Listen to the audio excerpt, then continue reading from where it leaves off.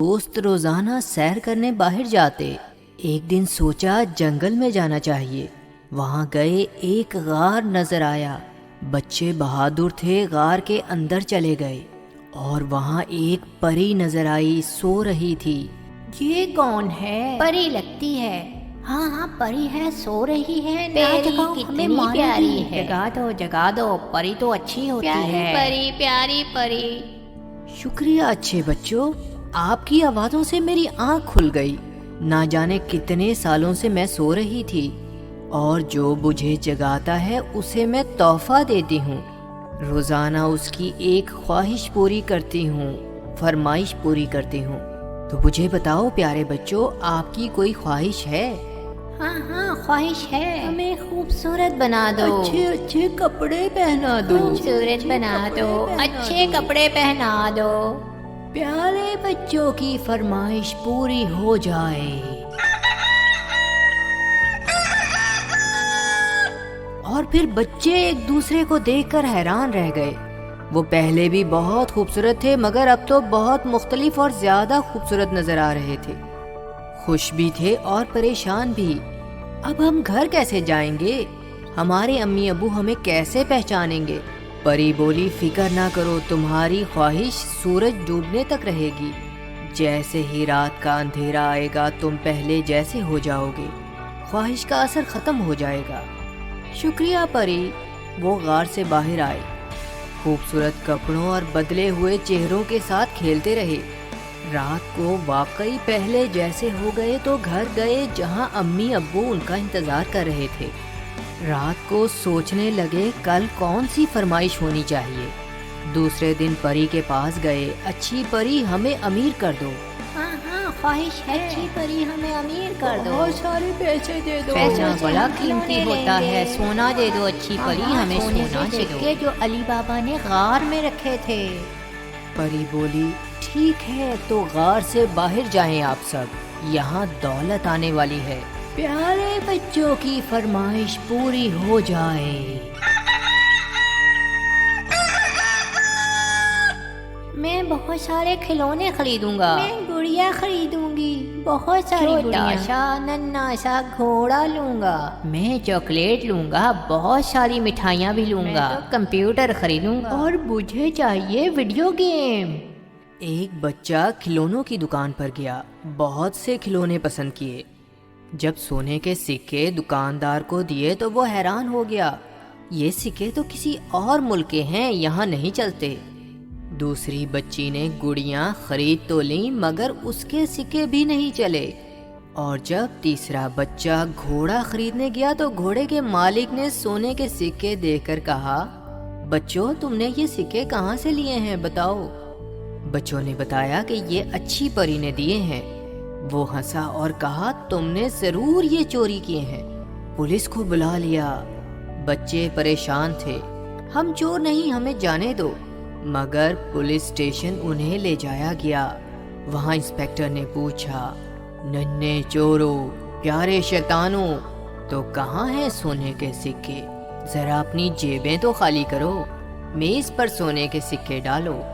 بچے واقعی پریشان تھے، انہوں نے جیبوں میں ہاتھ ڈالا تو خوش ہو گئے، جیبیں تو خالی تھیں۔ دراصل اندھیرا ہو رہا تھا، رات ہونے والی تھی اور خواہش کا وقت ختم ہو چکا تھا۔ بچوں نے جیبوں سے چیزیں نکال کر میز پر رکھ دی، پینسل، رومال، 10 روپے کے نوٹ، ایک گیند، چند کاغذ، تھوڑی سی گولیاں، ٹافیاں۔ انسپیکٹر شرمندہ تھا، اچھے بچوں، پیارے بچوں، گھر جاؤ، شاباش، جلدی سے بھاگ گئے۔ اور وہ واقعی بہت تیزی سے وہاں سے بھاگے جہاں امی ابو کے ساتھ اچھے اچھے کھانے کھائے۔ تیسرے دن پھر پری کے پاس پہنچ گئے، اچھی پری، پیاری پری، آپ ہمیں بتائیں کہ ہم کس چیز کی فرمائش کریں؟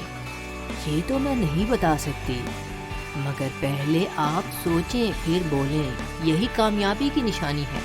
اچھا تو پھر ہمیں پر دے دیں تاکہ ہم اڑیں، ہواؤں کی سیر کریں۔ پیارے بچوں کی فرمائش پوری ہو جائے۔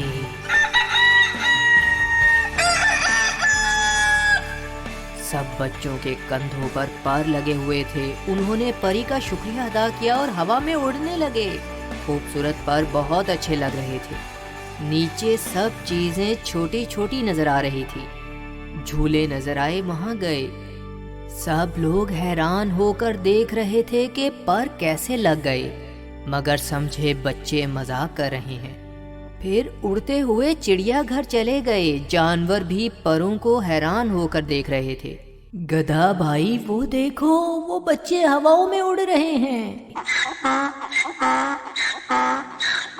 ہاں پیارے گدھو بھائی, ان کے تو پر بھی ہے, کتنے پیارے پیارے بچے ہواؤں میں اڑ رہے ہیں.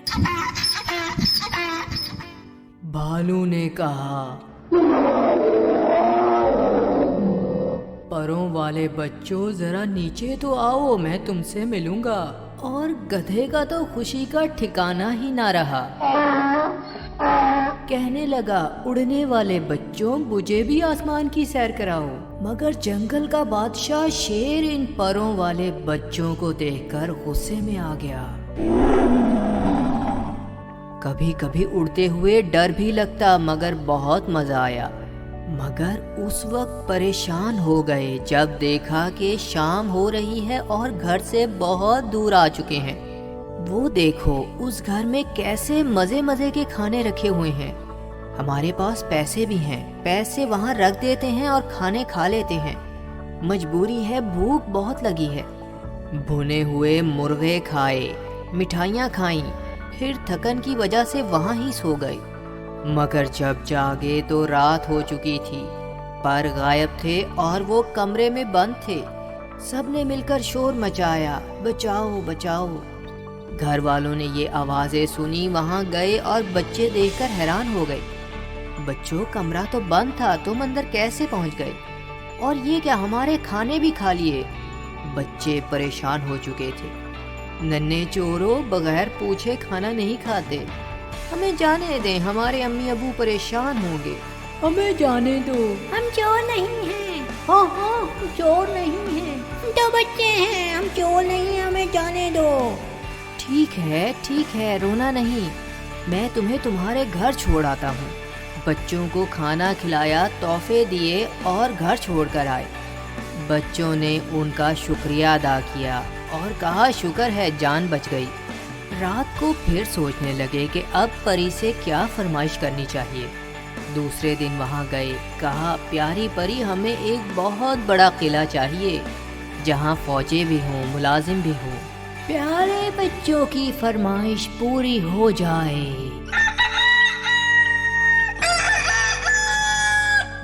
اور انہوں نے اپنے آپ کو ایک بہت بڑے قلعے کے اندر موجود پایا.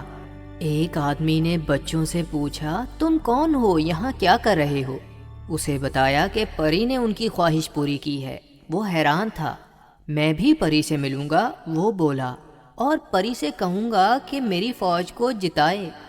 بچوں نے کہا یہ ممکن نہیں, آپ تو تھوڑی دیر کے لیے ہیں, رات ہونے پر ختم ہو جائیں گے. کتنا بڑا ہے آپ کا یہ قلعہ, کتنی مضبوط دیواریں ہیں. بچے قلعے میں گھومتے رہے. پھر ایک خطرناک بات ہوئی, قلعے پر حملہ ہو رہا تھا. بہت سے لوگ تلواریں اور ہتھیار لے کر قلعے کے اندر آ رہے تھے. لڑائی ہو رہی تھی. بچوں نے کمرے کا بڑا دروازہ بند کر لیا تاکہ لوگ اندر نہ آ سکیں. بہت سخت خطرہ تھا, باہر لڑائی ہو رہی تھی. پھر اس سے پہلے کہ وہ زخمی ہوتے, رات ہوئی اور وہ اپنے گھر میں پہنچ گئے. امی نے کہا آپ یہاں ہیں, میں تو آپ کو ہر جگہ تلاش کر رہی تھی. جلدی سے کھانا کھا لیں اور سو جائیں. بچے خوش تھے کہ لڑائی سے بچ گئے. قلعے کے حالات کچھ اچھے نہیں تھے.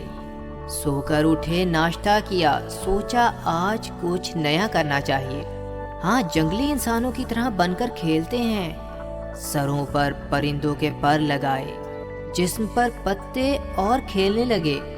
انہیں خیال ہی نہیں رہا تھا کہ انہوں نے پری سے فرمائش کی تھی کہ اس کے پاس آنے کے بجائے جہاں بھی فرمائش کرے پوری ہو جائے. انہوں نے سوچا کہ کاش وہ جنگلی انسانوں کے پاس حقیقت میں ہوتے.